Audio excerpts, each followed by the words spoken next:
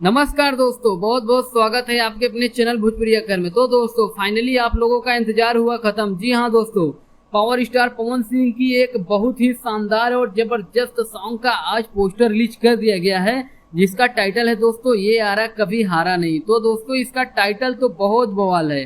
तो दोस्तों आइए जानते हैं कि इसका फुल वीडियो सॉन्ग कब रिलीज होगा और किस चैनल पे रिलीज होगा। तो दोस्तों इसी के बारे में मैं आप लोगों को बहुत बड़ी खबर देने वाला हूं। तो दोस्तों वीडियो लास्ट तक जरूर देखें और जो भी भाई हमारे चैनल को सब्सक्राइब नहीं किए वो चैनल को सब्सक्राइब कर ले। तो चलिए दोस्तों वीडियो को शुरू करते हैं। तो दोस्तों पावर स्टार पवन सिंह का यह सॉन्ग जिसका नाम है दोस्तों ये आरा कभी हारा नहीं। तो दोस्तों ये सॉन्ग कल यानी दोस्तों 26 मार्च सुबह 7:45 पर रिलीज किया जाएगा म्यूजिक टोन चैनल पर।